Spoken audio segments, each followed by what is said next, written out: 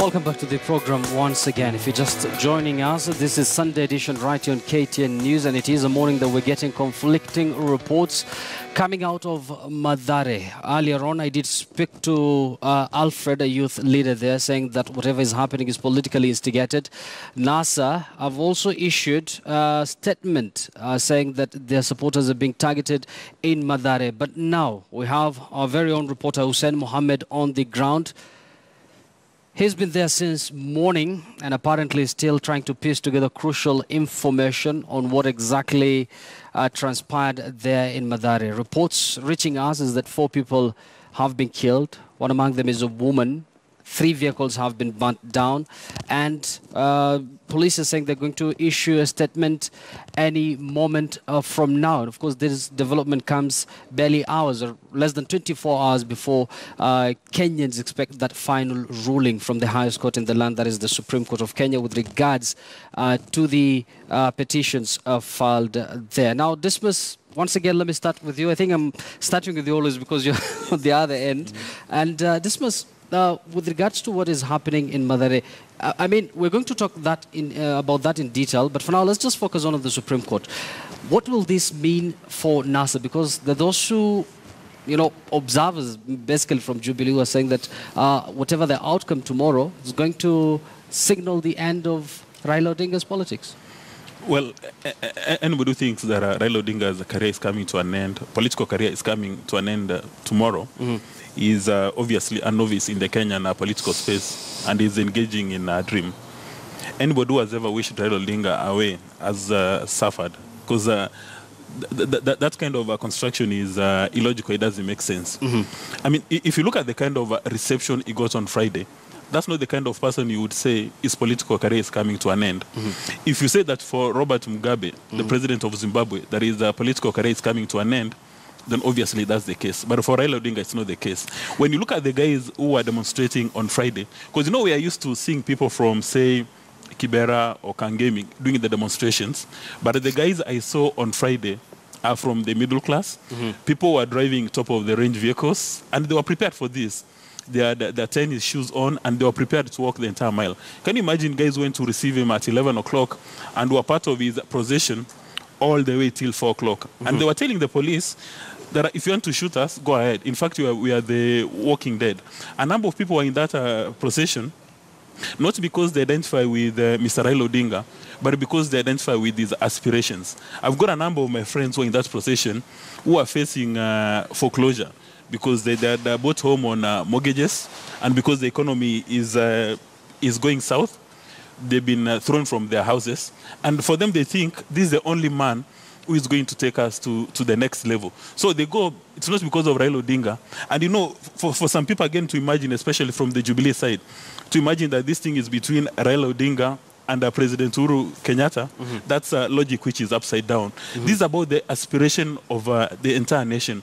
And earlier, people in Jubilee and NASA realized that this thing is not about Raila Odinga, it's not about Jubilee. It's about our cumulative interest as a nation, the better it is. Because right now, it's very easy for everybody to throw insults at Raila Odinga. I mean, you saw a number of the politicians who spoke at the funeral yesterday of Dr. Wame Gakuru, saying that if God has anointed you to be the head of the opposition, please be happy with that. How can you have a responsible leader speaking that way?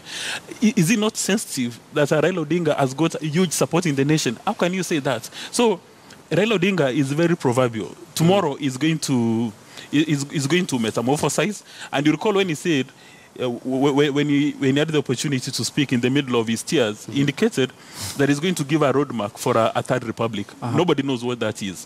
And I'm sure the intelligence, Jubilee, and also NASA are trying to scratch their brains to ask themselves, what does it mean? Yeah. Mark, let's say hypothetically speaking, the Supreme Court favors Jubilee. What will that mean for NASA? I mean, well,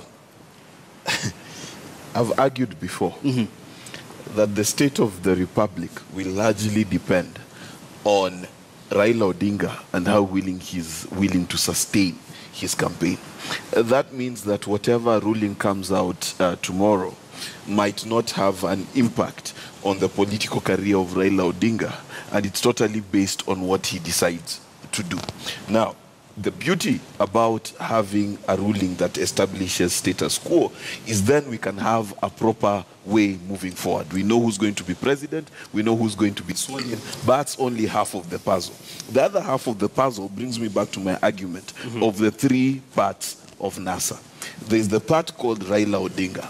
Okay, there's the part called the people who follow Raila Odinga, and then there's the part of those who take advantage of those who follow Raila Odinga. Now, the person of Raila Odinga has been the focus of a lot of political speech, political strategy, and political gimmicks. Okay, now the mistake that has been made is to assign the people who follow Raila to Raila. The people who follow Raila, unfortunately, are not following Raila the person; they're following Raila the idea. And what is that idea? It is the idea that we will be represented. It is the idea that Kenya will be more equitable. It is the idea that there is an us versus them. Now, that idea is the most dangerous idea this republic has. It is the idea that there is a difference between me and him based on our tribe. Is that there's a difference between me and them based on economic status. Now, that idea that exists like that is dangerous because it then creates two factions in the country. The third is the people who see advantage in this mass. What is that advantage? Number one, I can aggrandize my political career.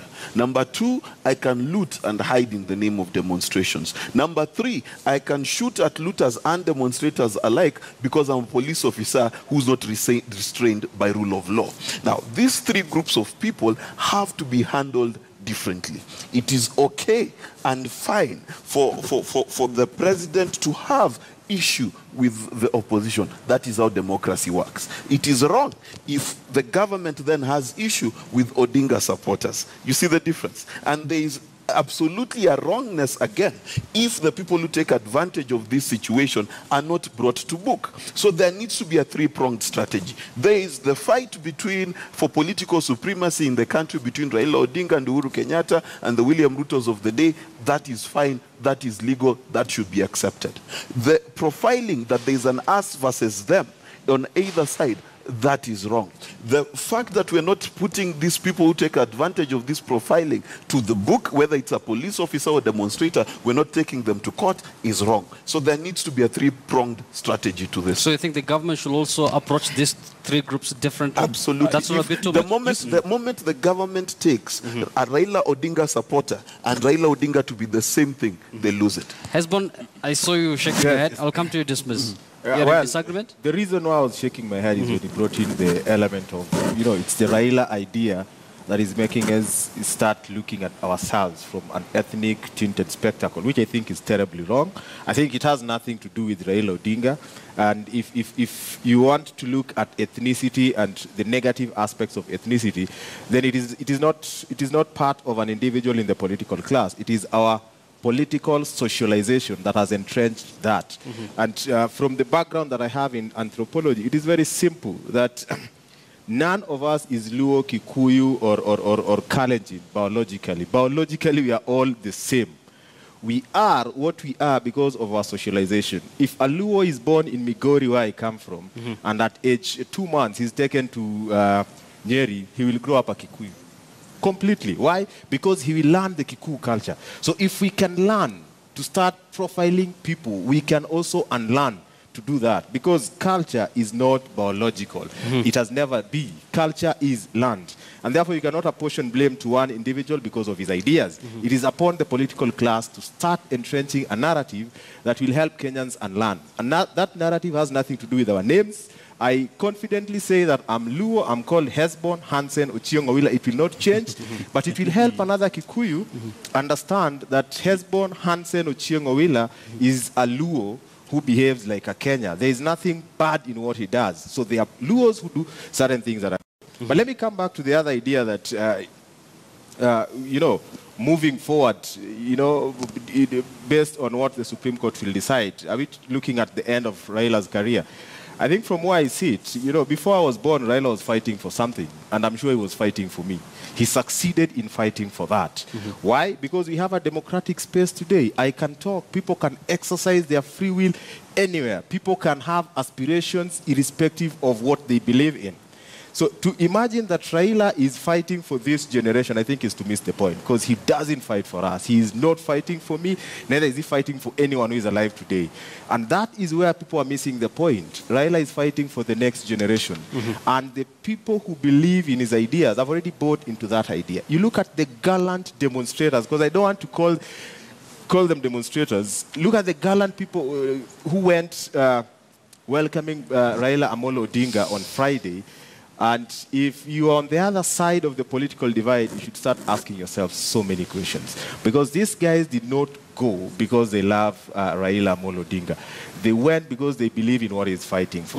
These guys did not go because it will offer a better tomorrow for them. No. They went because they know it will offer a better tomorrow for the next generation. That is why most of them were actually willing to die. And police officers, there is this picture of a young man in front of a police tanker with acidic water and so many police officers, and he is very courageous. That picture, whoever lied to the police officer that they need to, disperse this crowd, created a totally different narrative. A narrative that has nothing to do with Raila Odinga, but the way the ideas and the ideas that he believes in has infiltrated the common working class, not the vulnerable Kenyans. Okay, fair enough. Before I come to the self-proclaimed defender of the Constitution, Dispose, you had something to say? Yes, and this is a free advice for Jubilee. Yes. They need to set up a special team within the secretariat to study this man, Raila Odinga, and understand how he functions.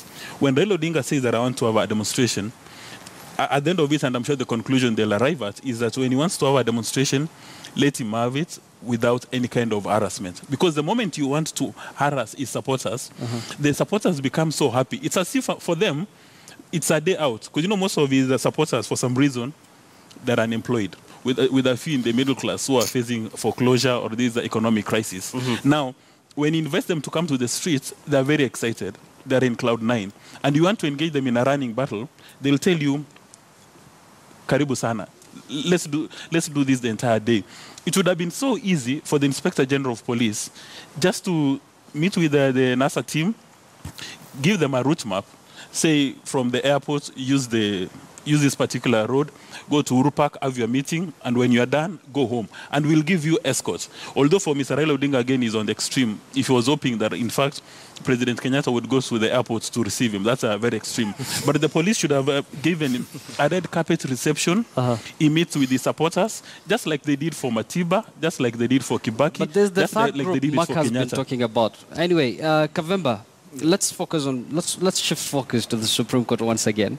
Once they make that ruling tomorrow, as somebody who, of course, defends the Constitution, you're always saying that you defend the Constitution. Yes, Do you expect things to normalcy to return? You know what I would, let's put everything into context. We went into an election on the 8th, and results were declared. One of the parties was not in agreement, and they went to court. And the court agreed with them that there was something wrong with the election, and we were ordered back to do an election within 60 days. The IEBC gave us the 26th of October for the repeat election. One of the parties this time decided that they are not even going to get involved in the repeat election. And subsequently, they are also not going to go back to court. So then we ask ourselves, what are the avenues they are going then to pursue? Is it what we are now seeing? That, I mean, we have to put things into context. Because I told you my frustration is in us not having trust in our institutions, yet they are proving to be coming of age. If we probably had gone back for the repeat election and there were issues, we all would have gone back to the Supreme Court and we would all be waiting for the verdict. I am now responding to your question. Clearly, there is a very big section of Kenyans who really don't care how the verdict will go. And therein lies the danger. Who is this person who took us out of the constitutional framework of us sorting out our disputes. We are back to the same but again. that's the issue. I think we have to put things into context. Where are we? Where we are? Because someone somewhere thought that they did no longer have faith in the institutions that we've established to sort out our differences whenever they occur. Because it's not like even after we sort out all these, going forward, we will still have differences. The question is, do we come to a point that we agree that we do not have to use the common Mwananchi as pawns whenever we want to sort out our issues? And the only way we can avoid using Mwananchi as pawns is to stick to the constitutional framework. And I would agree if someone was saying that all our institutions have failed us. You cannot say that the Supreme Court failed anybody. It actually, the people who felt offended by the ruling were the Jubilee people. And they agreed and went back for the repeat election. But someone thought that we needed more. We needed more than just using the constitutional architecture to sort out our issues. And that is why we find ourselves where we are. Now, about the issue of Friday. You know, when you have declared that you're pursuing a disruptive agenda. Speaking about Fridays, yes. Can you react to that after these sound bites, please? Okay. From Raila Odinga and both Uhuru Kenyatta, where Raila blamed both President Uhuru Kenyatta and his deputy William Ruto for what transpired on Friday. And later on, both the president and the deputy reacted to that statement by NASA leader, the president saying, quote unquote, I will not allow a few people to destroy the country. Let's listen into what both these leaders had to say. There is immense sadness in our land for those who have perished. But to them I say, not a single one of you will be forgotten. You did not die in vain. You sacrificed your lives for the cause of democracy, as it gave you the freedom to choose your leaders and determine the direction of your country. Mimi mwenyewe nasikia huzuni kubwa sana kuona kama maisha ya wale jamaa wamekatishwa kwa sababu yangu. Kwa sababu walitoka kuja kunilaki mimi. Hata wadhali wangeniua mimi. Afadhali wangeniua mimi. Sasa damu ya wale ambao walikufa yote mpaka iwe kwenye mkononi ya serikali. Hatuwezi turuhusu wachache watubomolee nchi. We have a constitution and we are a nation that is governed by rules and laws. And we must all abide by it. Mimi mwenyewe kama rais nilifuata sheria hata kama mimi nilikuwa nimeona nimekosewa. Sasa jamani wengine si lazima pia wafuate sheria na katiba. We will never succumb to intimidation or violence or blackmail. Kenya is a country that belongs to God. Well, before we react to that statement together with Dismas Macken team, let me take you straight to the Nairobi Police Commandant, Japheth Koome, who's now issuing a statement at this hour. Just that. And we are committed to ensuring that exactly happens. As we are talking, the city is very calm. Indeed, the whole city is safe, secure, and members of the public are generally going about their day-to-day activities. They have gone to places of worship without any disruption at all. And we expect that to continue even after tomorrow's decision is delivered by Supreme Court. However, this morning we got a report of some incidents, one within Mukuru kwa Ruben, that is along Gong River, within the industrial area, where we have an informal settlement, where we got a report of one person having been stabbed by another unknown person on the chest. What we are told, there was a funeral preparation gathering last night. There were contributions. There was an harambe going on. Now, the person who was carrying the collection, the money which was raised after that event. A known person confronted him, stabbed him, and stole that money. We would like to appeal to our people when they have such events, let them alert the station commander, the police station commander within that area to provide security. Then also we got a report of 4 people having been murdered within Mathare Area 4.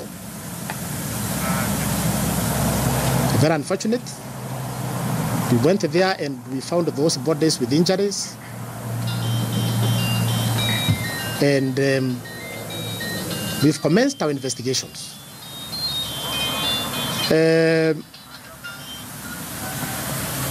And we are confident whoever has committed that offense will finally be arrested and taken to court to answer charges for the wrong he has committed.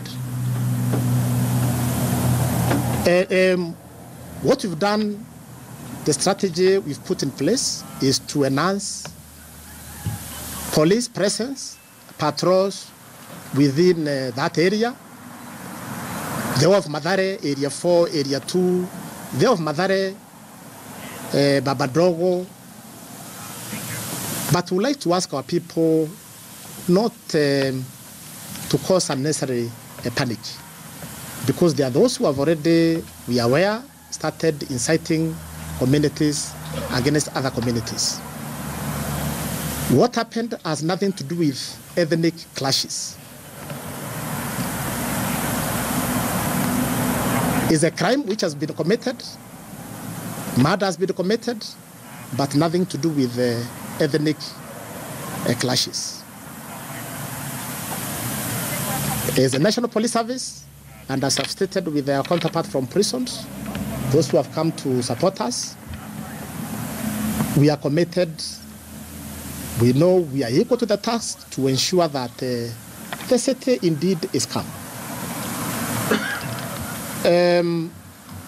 We are aware, again, there are leaders inciting residents of this city, mainly those in the informal settlements.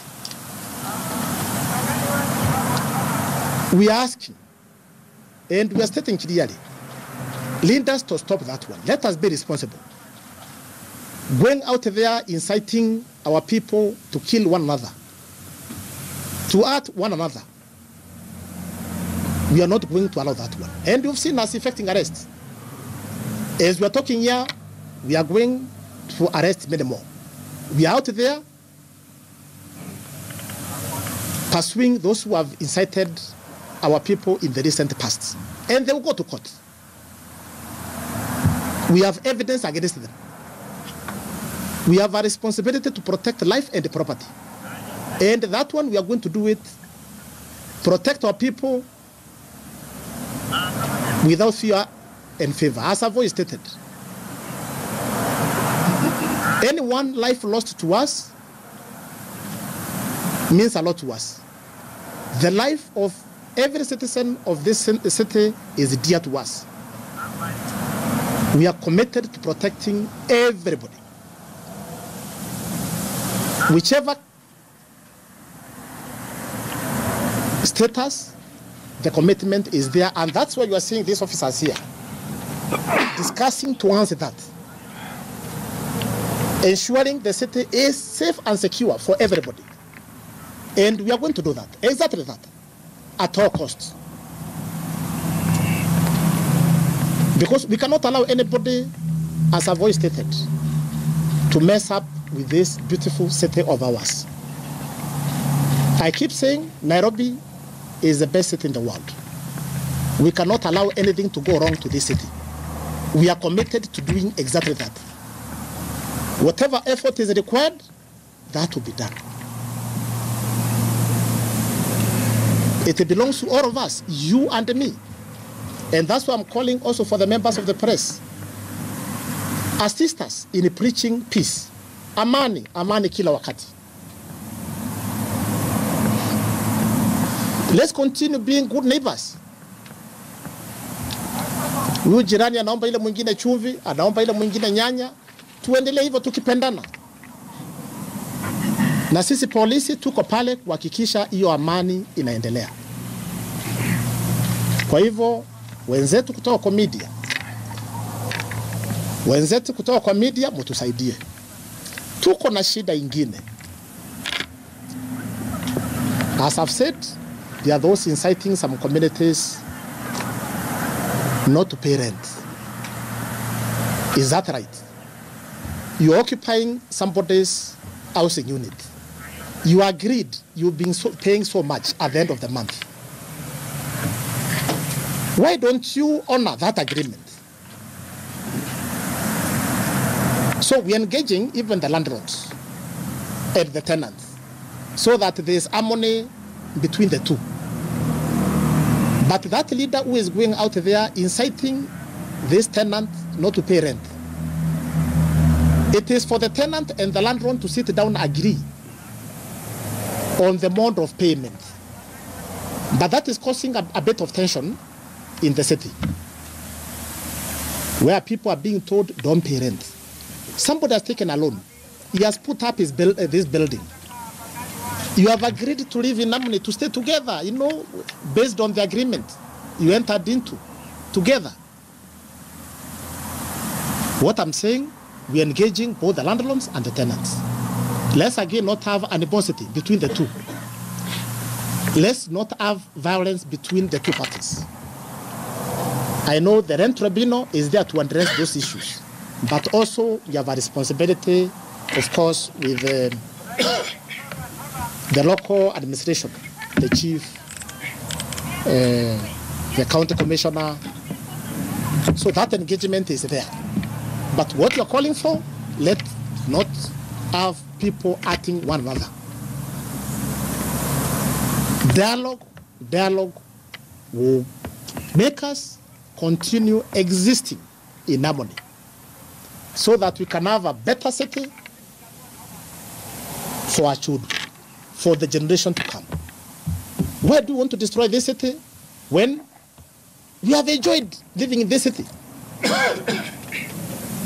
Now, because some of us, we are that age, we don't want our children to have a good city. They enjoy also that we have enjoyed. Let's be responsible. Otherwise, that's much I thought I share with you. Unless there are any concerns you would like me to address, you're welcome at this stage. Please ask. Tell us you're from which media house. Yes, speak up, please.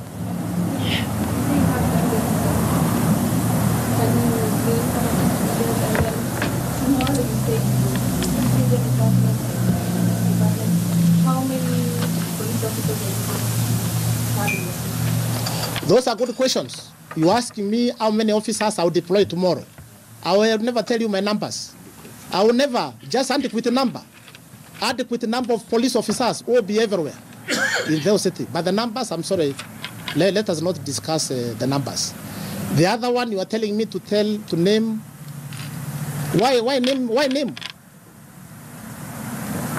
Get it from me. They are out there, and we shall get them. So when I tell you their names, they even disappear further. So let's leave it to the investigators. But we are catching up with them. They will go through the system and go to prison and suffer there for making our people at one another. So there are many, quite a number. Another question, please? Yes, from where? Yes, people did.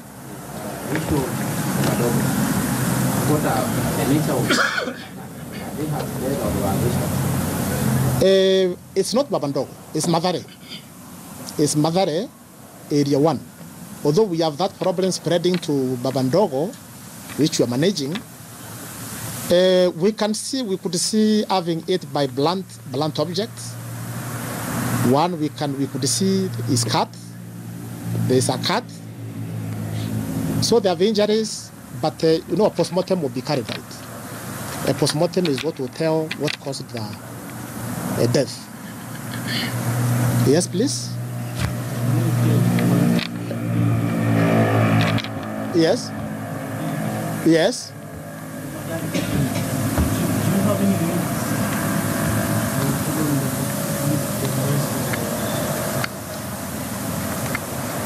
Yes. We are getting a lot of support from Wananchi, those who live within that area. So we are getting very useful information, and that's why I'm insisting, and I'll keep repeating, those who committed that offense, they'll be arrested. We are on top of the matter. Yes, please? Yes, Shadrach? Yes. Last time, on September 1st, when the assembly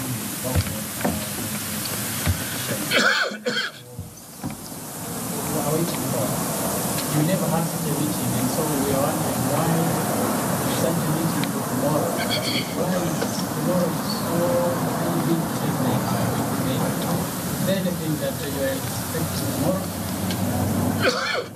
And again, there have been issues along the way. Police have dealt with demonstrators. The effect that the perception is that you are too much of them that you provoke. Perhaps thank you, Shadrach.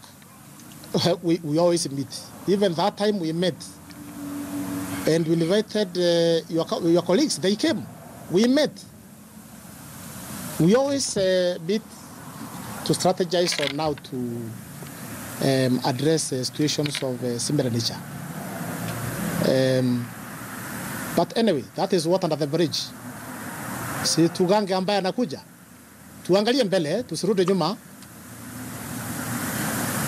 So what I'm saying, tomorrow we are ready for tomorrow. We shall succeed. We have always succeeded. Even tomorrow, I'm assuring you, and even days thereafter, there will be no problem. Let's not cause panic. There will be no problem. The life will continue.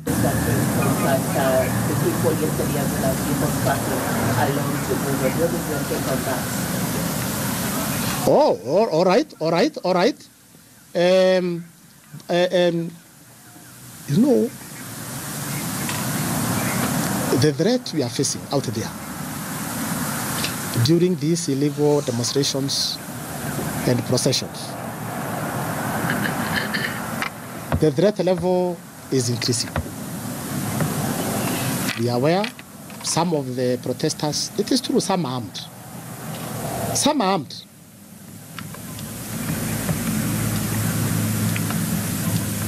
Some have petrol bombs.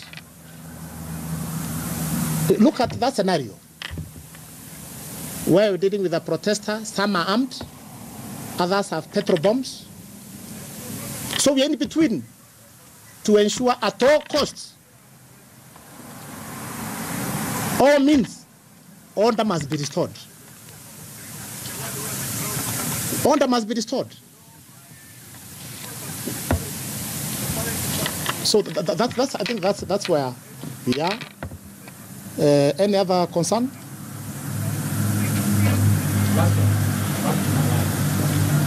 Shadrach, back to Mathare. Yes, please.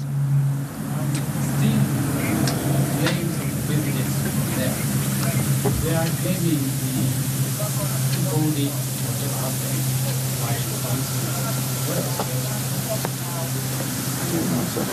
and I thought I answered that one because you are providing very useful information. Why don't you, after this, please let's sit down, discuss, because now that is another. Although I can allow the PCIO, no, we are not aware. But that information you are giving is very useful, very useful. So it's welcome. That is welcome. Yes, but yes. What I'm saying, whoever did it, yes. What I'm saying, whoever did it will answer charges for the wrong he has committed.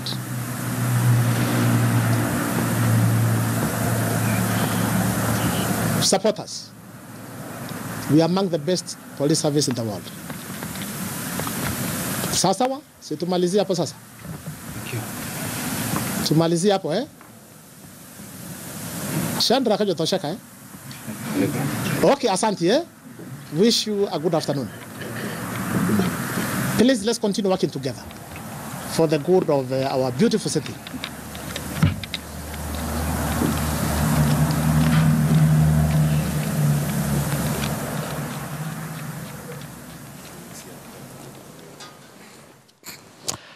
Well, that is Nairobi Police Boss Japhet Koome there speaking. This is the man behind what many have described as the heaviest security deployment ever in Kenya in the recent past with regards to what happened on Friday. Just a quick recap of what he mentioned there. You know, he clearly indicated the police have commenced investigation with regards to what happened in Mathare. He called on Kenyans not to get into unnecessary panic, saying what took place in Mathare are just crimes committed, nothing to do with ethnic clashes. He also added that police have been deployed there on the ground, and we're getting a lot of conflicting reports coming out of Mathare, but we have our reporter Hussein Mohammed on the ground. I believe he should be ready any moment from now.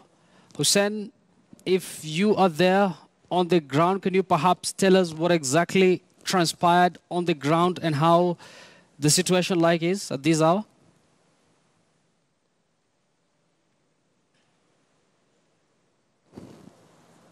Well, it seems we don't have Hussein there. Now, Mark, I think I should start with you now. And you've seen the body language of Japhet Koome there. It seems he speaks like a man who's now concerned. That's the first time I've ever heard Japhet Koome quite reasonable in his speech, and he's quite calmed down, which is important, because one of the things that we need to understand is when you hold high public office in this country, you need to understand that it's not just a matter of office or being a police officer.